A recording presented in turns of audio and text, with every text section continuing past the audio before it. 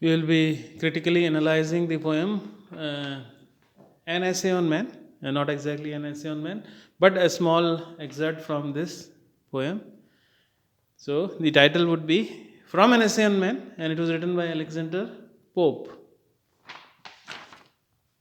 An Essay on Man is a poem published by Alexander Pope in 1733 1734. So, it is not known exactly which year. It could either be 1733 or 1734. So, we will assume that 1734 will be more appropriate. So he began somewhere in 1733 and finished it off in 1734. It is an effort to rationalize or rather vindicate the ways of God to a man. The poem bears the idea that it's an effort made by the poet to rationalize. The most important thing is to rationalize or rather vindicate the ways of God to man. A variation of John Milton's claim in the opening lines of Paradise Lost that he will justify the ways of God to man. So it is not a justification, it is a vindication. So there is a difference between these two words. Justification is one word and vindication is another word. Justification was used by Alexander Pope.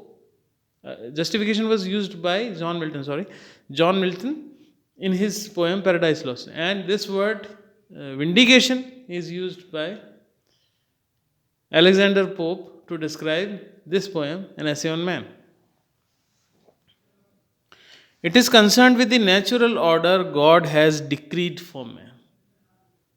Because man cannot know God's purposes, he cannot complain about his position in the great chain of being. So, man should not complain because he is not able to understand fully. And he is a part of the great chain of being. And must accept that whatever is right. A theme that was satirized by Voltaire in Candide. 1759. Voltaire wrote this in his work Candide. Voltaire was a famous French writer and he wrote this in 1759.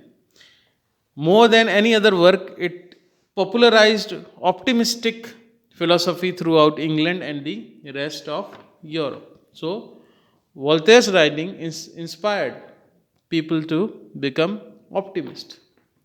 He believed in optimism. On its publication, An Essay on Man received great admiration through Europe. Voltaire called it the most beautiful, the most useful, and the most sublime didactic poem ever written in any language. So, this is the most famous statement made by Voltaire upon reading this work, and we can use it in our answer if critical analysis of if we are critically analyzing this poem in our question paper. So we can use this statement by Voltaire: the most beautiful, the most useful, the most sublime didactic poem ever written in any language. In 1756, Rousseau wrote to Voltaire admiring the poem and saying that it softens my ills and brings me patience. So this poem gave respite to Rousseau, who felt that this poem was utterly brilliant and it softened his ills and brought him peace and patience. Immanuel Kant was fond of the poem and would recite long passages from it to his students. So, three major luminaries,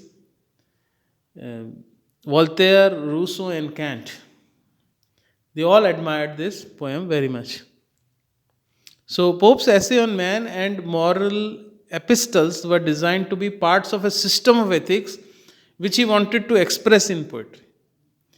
Moral epistles has been known under various other names, including ethic epistles and moral essays. Later on, what happened? Later, however, Voltaire renounced his admiration for popes and Leibniz optimism and even wrote a novel Candide as a satire on their philosophy of ethics.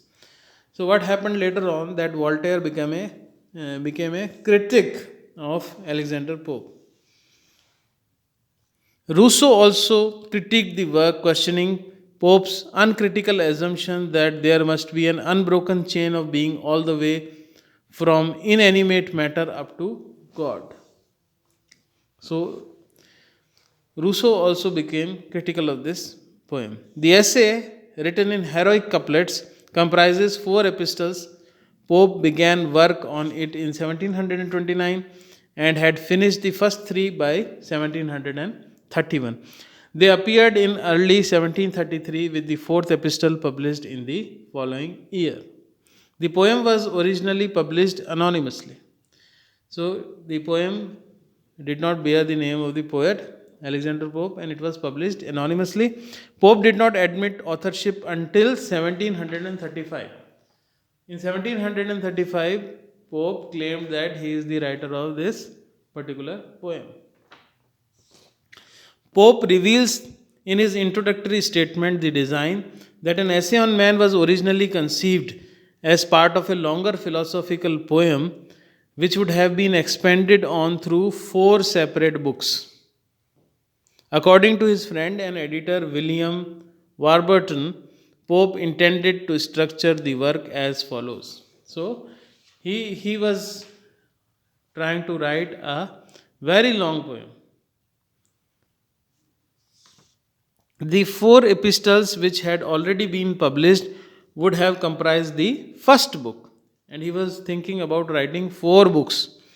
The second book was to contain another set of epistles which, in contrast to the first book, would focus on subjects such as human reason, the practical and impractical aspect of various arts and sciences, human talent, the use of learning, the science of the world, and wit, together with a satire against the misapplication of those same disciplines. The third book would discuss politics and religion, and the fourth book was concerned with private ethics or practical morality.